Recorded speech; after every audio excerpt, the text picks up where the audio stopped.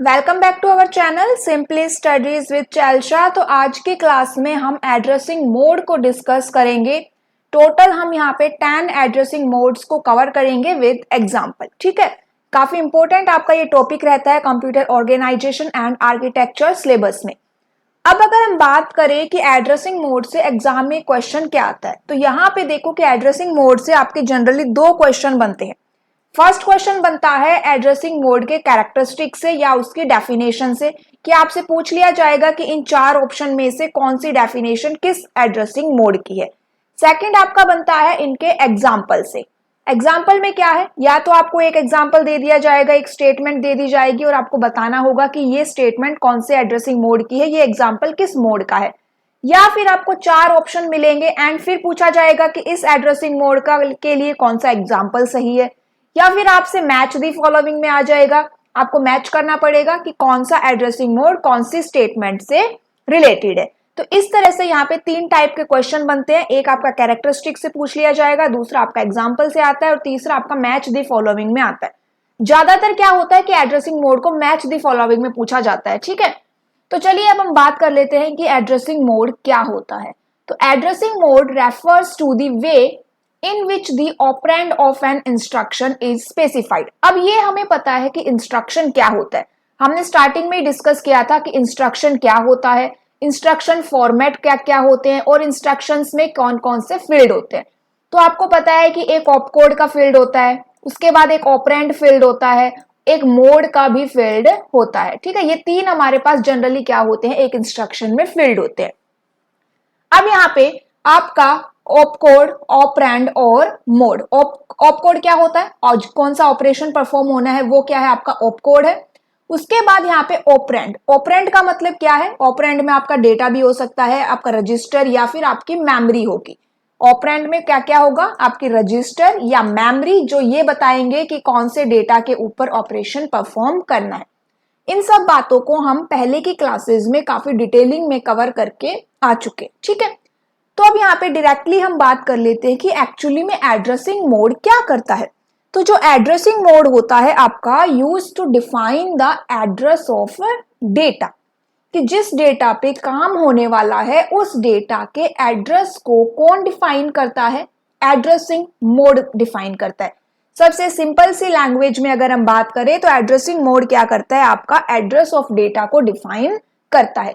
ये एड्रेस आपको कहाँ मिलेगा, ये एड्रेस आपको ऑपरेंड वाले फील्ड में मिलेगा। ठीक है, या तो रजिस्टर के थ्रू या फिर मेमोरी के थ्रू मिलेगा। सेकंड यहाँ पे हम बात करें कि एड्रेसिंग मोड में क्या होते हैं, कुछ रूल्स होते हैं। क्या होते हैं, रूल्स होते हैं। एंड ये रूल्स क्या करेंगे, ये रूल्स आपके वो जो इंस्ट्रक्शन का ये जो एड्रेस वाला फील्ड है ना, उसको मॉडिफाई या इंटरप्रेट करने में हेल्प करते हैं। और ये जो सारे काम होते हैं ना, ये कब हो जाने चाहिए, आपके ऑपरेंड को एग्जीक्यूट होने से पहले होना चाहिए। तो सिंपल सी लैंग्वेज में हम क्या कहना चाह रहे हैं कि एड्रेसिंग मोड आपका क्या करता है, एड्रेस बताता है और उस एड्रेस को इंटरप्रेट करने या मॉडिफाई करने के लिए ये काफी सारे रूल्स स्पेसिफाई करता है। ठीक है, अब जो एड्रेस यहाँ पे यूज हो रहा है ना, उसको जनरली हम बोल देते हैं इफेक्टिव एड्रेस। क्या बोलते हैं हम इसको, एड्रेसिंग मोड में यहाँ पे हम क्या टर्म यूज कर रहे हैं, इफेक्टिव एड्रेस हम यहाँ पे यूज कर रहे हैं। अब यहाँ पे देखिए इफेक्टिव एड्रेस की अगर हमसे डेफिनेशन पूछी जाए तो क्या होती है। तो effective address is a term that describe the address of an operand that is stored in memory. Generally हम उसको क्या बोल रहे हैं, एड्रेस ऑफ एन ऑपरेंड। और कंप्यूटर आर्किटेक्चर में एड्रेसिंग मोड की लैंग्वेज में हम इसको क्या बोल रहे हैं, इफेक्टिव एड्रेस। तो जहां पे भी आप इफेक्टिव एड्रेस लिखा देखोगे या फिर जहां पे भी मैंने इफेक्टिव एड्रेस मेंशन किया है, उसका मतलब क्या हो रहा है कि हम बात कर रहे हैं उस ऑपरेंड के एड्रेस की। समझ में आ गई इतनी बात कि एक्चुअली में एड्रेसिंग मोड क्या होता है और ये क्या काम करता है। तो यहाँ पे देखिए, यहाँ पे बहुत सारे मेथड्स होते हैं जिनकी हेल्प से हम इस इफेक्टिव एड्रेस को क्या करते हैं, मॉडिफाई या इंटरप्रेट करते हैं। और इन मेथड्स को हमने क्या नाम दिया है, एड्रेसिंग मोड। तो ये क्या थी, एड्रेसिंग मोड के जनरल इंट्रोडक्शन हमने अभी बात की। उसके बाद दूसरे शब्दों में अगर हम कहें तो यहाँ पे देखो कि जो ऑपरेंड होता है आपका इंस्ट्रक्शन का, वो दो जगहों पे स्टोर हो सकता है, या तो वो आपका मेन मेमोरी में होगा या फिर रजिस्टर में होगा। जब हमने इंस्ट्रक्शन की बात करी थी तब भी मैंने आपको बताया था कि ये जो ऑपरेंड है यहाँ पे या तो रजिस्टर होता है या फिर यहाँ पे मेमोरी होती है। तो इसका मतलब आपका ऑपरेंड कहाँ पे स्टोर है, या तो मेन मेमोरी में स्टोर है या फिर रजिस्टर में स्टोर है। और अगर आपका ऑपरेंड मेन मेमोरी में स्टोर है तो इसका मतलब क्या हुआ कि जो इंस्ट्रक्शन है वो आपको क्या दे रहा है, एक एड्रेस दे रहा है। क्या दे रहा है, मेमोरी का मतलब ही क्या है कि आपको एक एड्रेस मिलेगा और उस एड्रेस पे क्या है, आपका डेटा स्टोर होगा।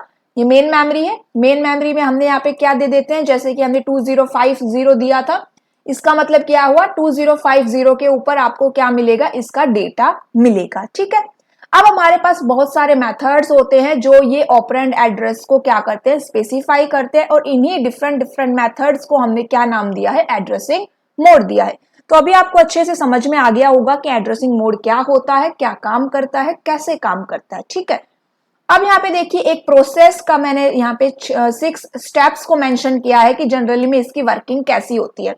तो सबसे पहला स्टेप क्या होता है कि प्रोग्राम हम लिखते हैं। प्रोग्राम हमने लिखा, हाई लेवल लैंग्वेज जो हमने यूज की, क्योंकि हमारे लिए कौन सी कन्वीनियंट लैंग्वेज है, हाई लेवल लैंग्वेज हमारे लिए सबसे यूजफुल और कन्वीनियंट लैंग्वेज रहती है, इजी लैंग्वेज रहती है। तो जिसमें हमने हमारे प्रोग्राम को क्या कर दिया, राइट कर दिया। ठीक है, उसके बाद क्या होगा, इस प्रोग्राम को कंपाइल किया जाएगा। कंपाइल करने के बाद ये हाई लेवल लैंग्वेज प्रोग्राम किसमें कन्वर्ट हो जाएगा, आपका एक्चुअल मशीन कोड में कन्वर्ट हो जाएगा।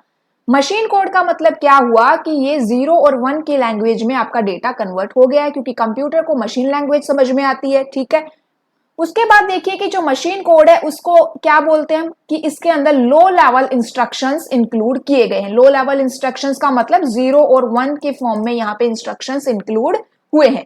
अब इन लो लेवल इंस्ट्रक्शंस में आपको क्या मिलेंगे, आपको मिलेगा ऑपरेंड मिलेगा, आपको मिलेगा ऑप कोड मिलेगा। ठीक है, जो एड्रेसिंग मोड है उसका कनेक्शन किसके साथ होता है, एड्रेसिंग मोड का कनेक्शन होता है आपके ऑपरेंड के साथ। एड्रेसिंग मोड का ऑप कोड के साथ कोई भी रिलेशन नहीं होता, मतलब एड्रेसिंग मोड का ऑपरेशन वाले पार्ट के साथ कोई भी लेना देना नहीं है। एड्रेसिंग मोड किससे कनेक्ट करता है, ऑपरेंड से कनेक्ट करता है।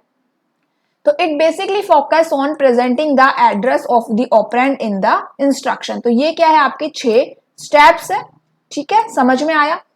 अब चलिए बात कर लेते हैं किसकी, टाइप्स ऑफ एड्रेसिंग मोड। यहाँ पे टोटल हम 10 एड्रेसिंग मोड्स को डिस्कस करेंगे वन बाय वन। सबसे पहले हम स्टार्ट करते हैं किससे, इमीडिएट एड्रेसिंग मोड से। सबसे पहला आपका क्या है, इमीडिएट एड्रेसिंग मोड। अब ध्यान से समझो, इमीडिएट, जब हमने मशीन इंस्ट्रक्शंस की बात की थी ना, तो वहां पे भी जब भी इमीडिएट आपका वर्ड आया था ना कि add immediate, subtract immediate, move immediate, तो इसका मतलब क्या हो रहा था कि हम वहां पे डायरेक्टली कंटेंट दे रहे थे। डायरेक्टली आप क्या दे रहे थे, इंस्ट्रक्शन में डेटा को प्रोवाइड करवा रहे थे। तो इमीडिएट मोड का मतलब क्या होता है, इसके अंदर कोई भी एड्रेस वाला फील्ड नहीं होता।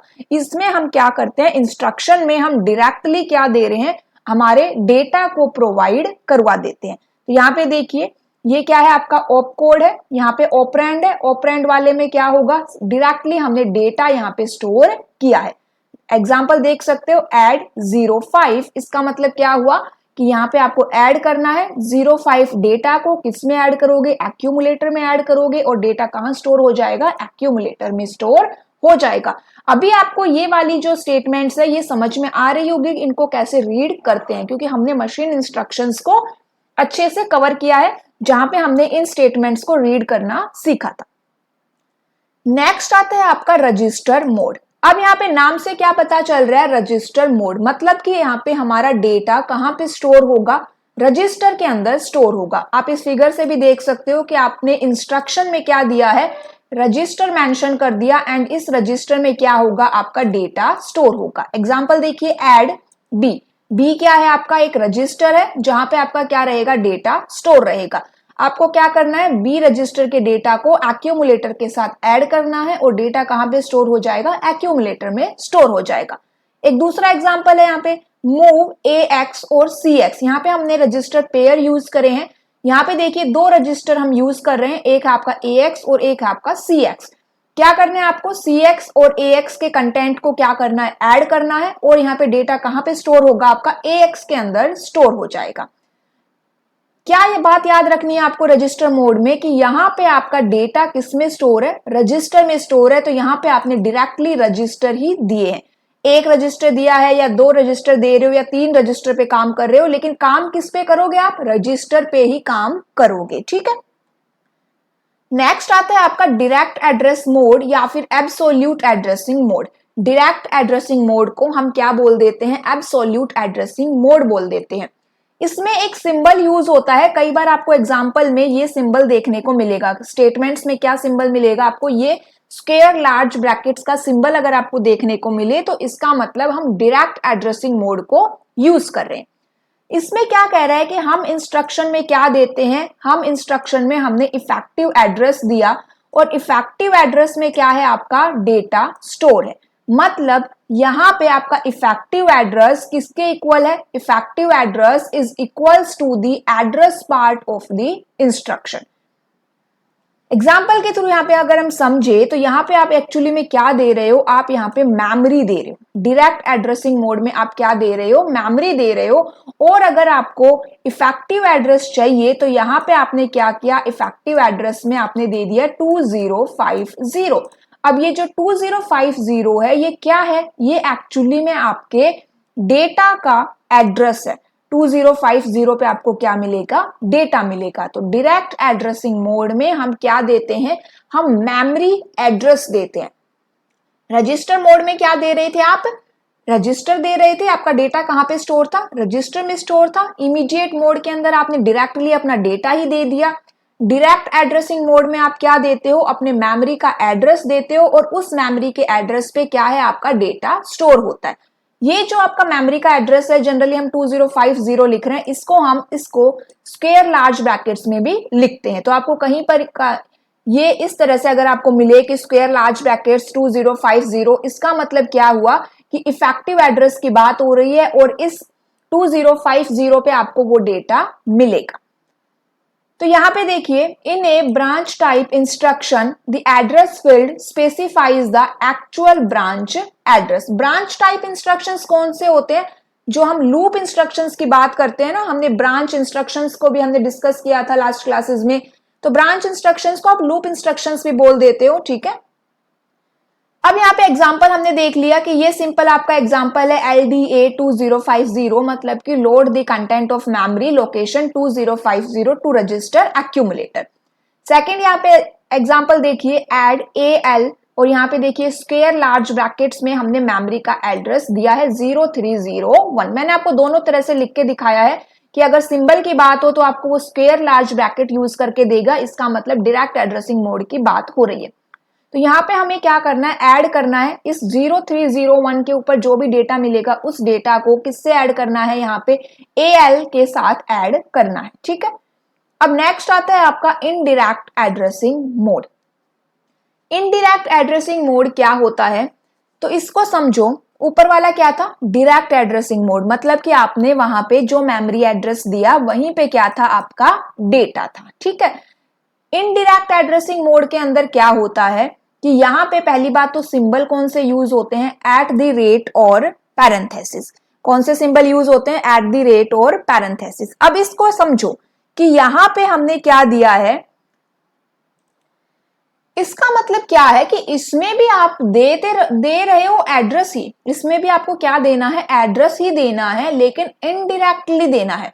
मतलब डायरेक्ट एड्रेसिंग मोड में तो आपने डायरेक्टली एड्रेस मेंशन करवा दिया था जहां पे हमें डेटा मिल गया, लेकिन इनडायरेक्ट एड्रेसिंग मोड में भी आपको यहाँ पे एड्रेस ही मेंशन करवाना है, लेकिन वो क्या रहेगा, आपको इनडायरेक्टली मेंशन करवाना है। कैसे, तो यहाँ पे देखिए जो एड्रेस फील्ड है आपका इंस्ट्रक्शन का, वो gives the address where the effective address is stored in memory. मतलब यहां पे आप इफेक्टिव एड्रेस का एड्रेस दे रहे हो।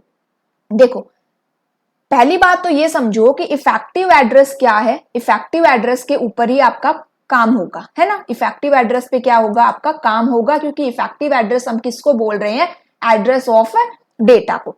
तो मान लीजिए आपका डेटा क्या है, 10 आपका डेटा है, एंड इस 10 डेटा की लोकेशन क्या है, 200 है। मतलब इस 10 का इफेक्टिव एड्रेस कितना है, 200 है।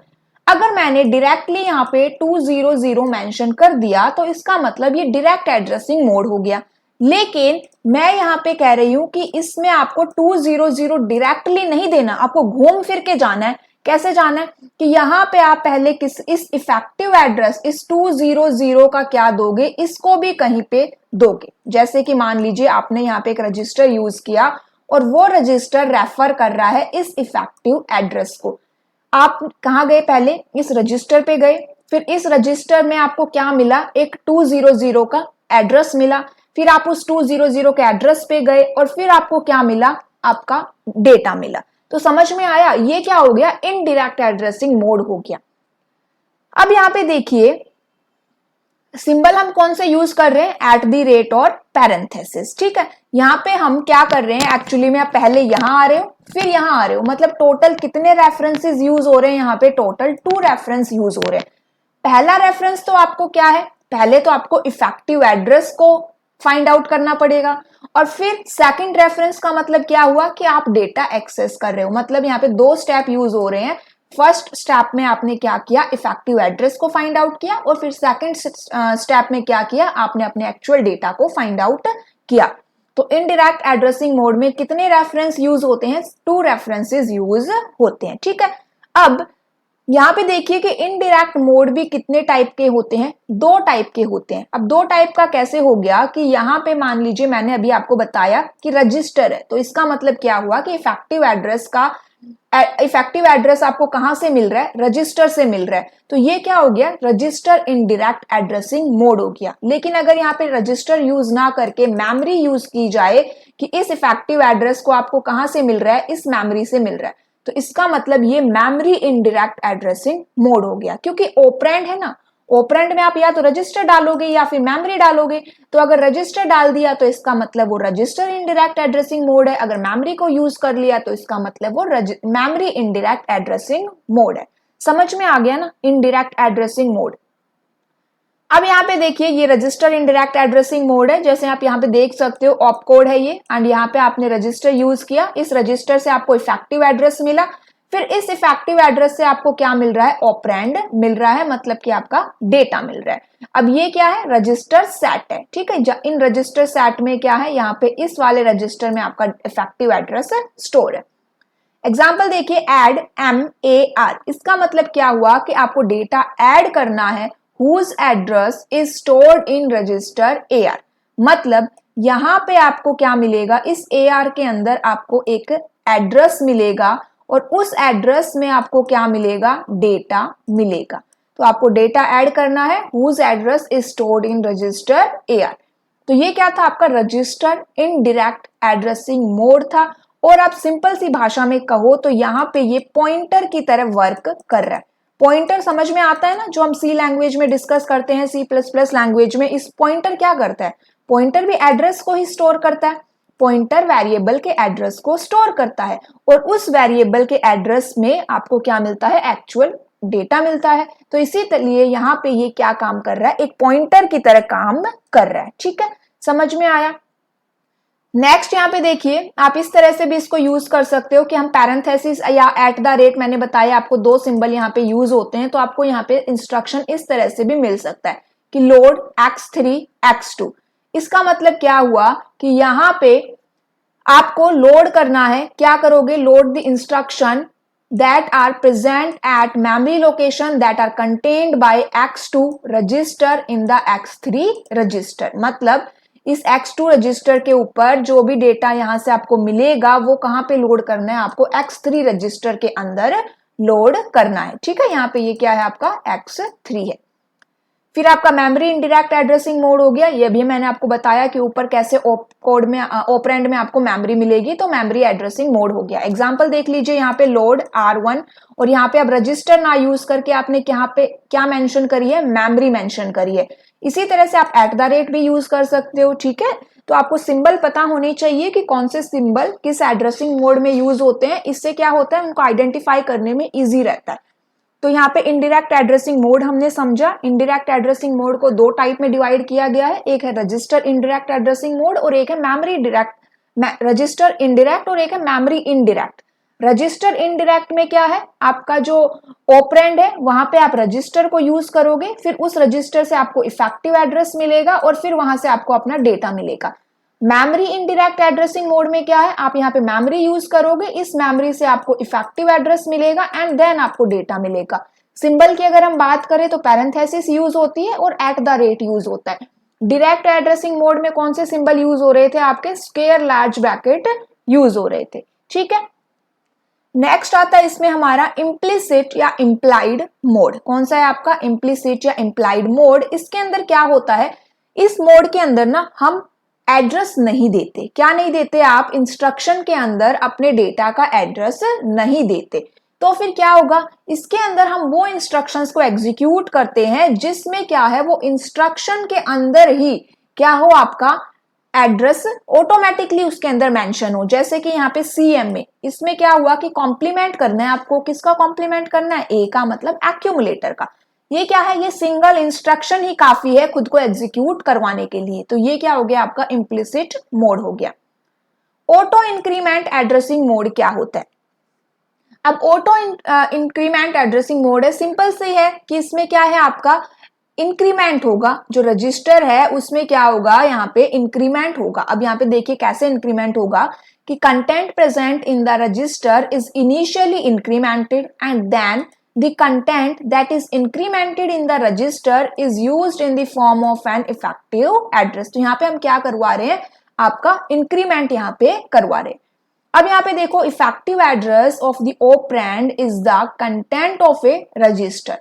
क्या कह रहा है कि जो इफेक्टिव एड्रेस है वो क्या है, यहाँ पे आपका रजिस्टर का कंटेंट है। ठीक है, after accessing the operand, operand को एक्सेस करने के बाद the content of this register, ये जो आपका रजिस्टर का कंटेंट है वो क्या हो जाएगा, ऑटोमेटिकली इंक्रीमेंट हो जाएगा और नेक्स्ट कॉन्जिक्यूटिव लोकेशन को पॉइंट आउट करेगा। तो इसके लिए जो आप सिंबल यूज करते हो वो है आपका R1 प्लस। R1 पैरेंथेसिस में है प्लस, इसका मतलब क्या हुआ, यहाँ पे रजिस्टर इनडायरेक्ट मोड यूज हो रहा है।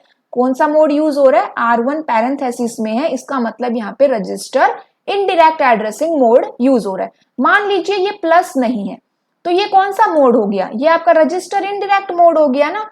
लेकिन यहाँ पे हमने क्या कर दिया, एक प्लस भी ऐड किया है, तो इसका मतलब ये क्या हो गया, ऑटो इंक्रीमेंट एड्रेसिंग मोड हो गया। तो आप कह सकते हो कि ऑटो इंक्रीमेंट मोड आपका रजिस्टर इनडायरेक्ट मोड के जैसा ही होता है, बस एक डिफरेंस होता है कि यहाँ पे आपका इंक्रीमेंट हो जाता है। और इसी तरह से डिक्रीमेंट की बात कर लो, ऑटो डिक्रीमेंट एड्रेसिंग मोड, वो भी क्या है, आपका रजिस्टर इनडायरेक्ट मोड की तरह ही काम करता है। क्या डिफरेंस है वहां पे, कि वहां पे आपका एक डिक्रीमेंट होता है। ठीक है, माइनस लग जाता है तो मतलब एक डिक्रीमेंट हो रहा है। तो ऑटो इंक्रीमेंट और ऑटो डिक्रीमेंट आपको समझ में आया। सिंबल क्या है इसका, R प्लस इसका सिंबल है। उसके बाद यहाँ पे देखिए, ऑटो इंक्रीमेंट मोड आपका कहाँ पे यूज होता है, इंप्लीमेंटिंग द स्टैक स्ट्रक्चर। पहला तो ये याद रखना कि वो स्टैक स्ट्रक्चर को इंप्लीमेंट करने में यूज होता है, और सेकंड आपका क्या है, वो ब्रांच टाइप इंस्ट्रक्शंस में यूज होता है। ऑटो डिक्रीमेंट मोड का सिंबल क्या है आपका, -R। ये भी आपका स्टैक स्ट्रक्चर में ही यूज होता है। नेक्स्ट आता है आपका रिलेटिव एड्रेसिंग मोड। अब रिलेटिव एड्रेसिंग मोड क्या होता है वो देखो, यहाँ पे ना आपको इफेक्टिव एड्रेस फाइंड आउट करने के लिए कुछ ना कुछ ऐड करना पड़ता है। आपको डायरेक्टली इफेक्टिव एड्रेस नहीं मिलेगा। अभी तक हमें क्या था, चाहे रजिस्टर के थ्रू या मेमोरी के थ्रू हो, हमें क्या मिल रहा था, इफेक्टिव एड्रेस मिल रहा था जिसपे हमें डेटा मिल जाता था। लेकिन अब क्या है, जो आपके रिलेटिव एड्रेसिंग मोड है ना, इसके अंदर आपको डायरेक्टली इफेक्टिव एड्रेस नहीं मिलेगा। इफेक्टिव एड्रेस के लिए आपको क्या करना पड़ेगा, उसमें कुछ ना कुछ ऐड करना पड़ेगा। अब देखो क्या ऐड करना पड़ेगा, तो effective address of the operand gets calculated when we add the content of the CPU register along with the instruction words address part. मतलब आपने जो इंस्ट्रक्शन में एड्रेस दिया है ना, उसके साथ आपको क्या ऐड करना है, CPU रजिस्टर के कंटेंट को ऐड करना है, तब आपको क्या मिलेगा, इफेक्टिव एड्रेस मिलेगा। Effective address could be calculated here if we add the displacement along with the register value. क्या कह रहा है कि यहाँ पे आपको क्या करना है, डिस्प्लेसमेंट को ऐड करना है, किसके साथ, रजिस्टर वैल्यू के साथ ऐड करना है। ये डिस्प्लेसमेंट क्या है, आपकी वो वैल्यू जो आप अपने इंस्ट्रक्शन में दे रहे हो, ठीक है। Here the given instruction address part is a signed number, मतलब कि पॉजिटिव भी हो सकता है और आपका नेगेटिव भी हो सकता है। अब यहाँ पे देखिए इफेक्टिव एड्रेस को हम कैसे कैलकुलेट कर रहे हैं, यहाँ पे डिस्प्लेसमेंट प्लस में सीपीयू रजिस्टर, इसकी सिंबॉलिक रिप्रेजेंटेशन क्या रहेगी, एक्स पी सी। यहाँ पे पीसी क्या है आपका, जनरली प्रोग्राम काउंटर है, ठीक है। तो यहाँ पे हमने क्या किया, रिलेटिव एड्रेसिंग मोड को 3 कैटेगरीज में डिवाइड कर दिया। फर्स्ट आपका है प्रोग्राम काउंटर और PC relative addressing mode, second है आपका base register addressing mode, third है आपका indexed addressing mode.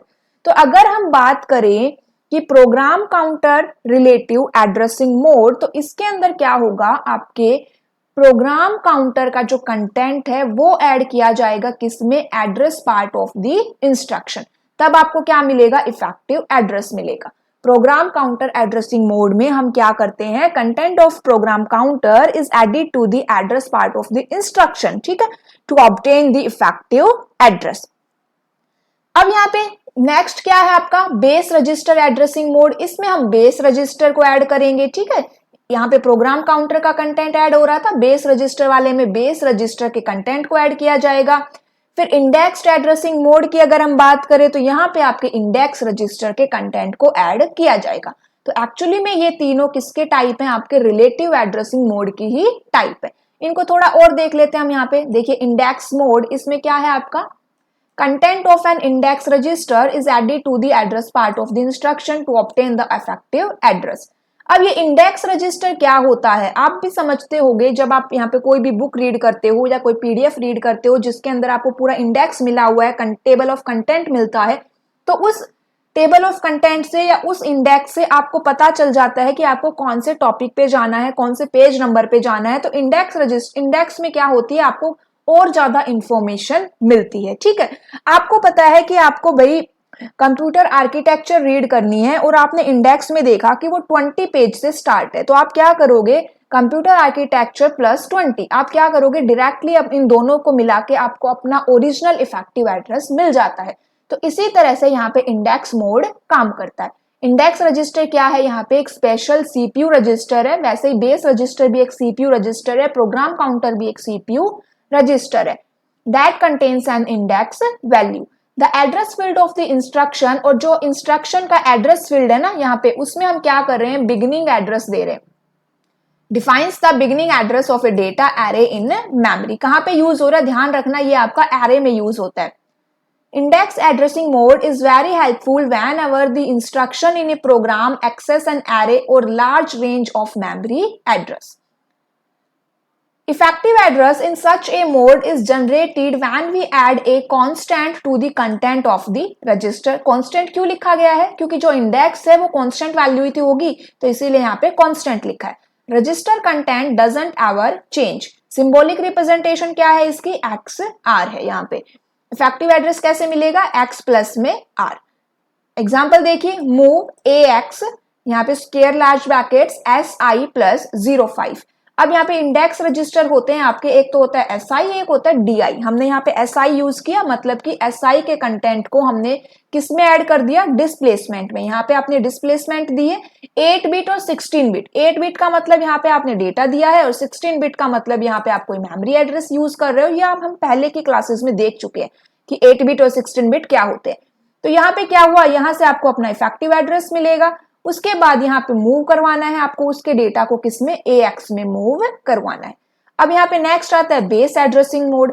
Base addressing mode क्या है, इसे हम डिस्प्लेसमेंट एड्रेसिंग भी कहते हैं। इसमें आपका बेस रजिस्टर का कंटेंट ऐड हो जाएगा to the address part of the instruction to obtain effective address. This mode is used for, ये पॉइंट याद रखना, ये एग्जाम में काफी बार पूछ लिया जाता है कि रीलोकेशन ऑफ प्रोग्राम में कौन सा मोड यूज होता है। मैच द फॉलोइंग में आ जाता है ये, कि रीलोकेशन दे देगा या फिर एरे दे देंगे, एक आपको कांस्टेंट ऑपरेंड मिलेगा। ये 3 पॉइंट है।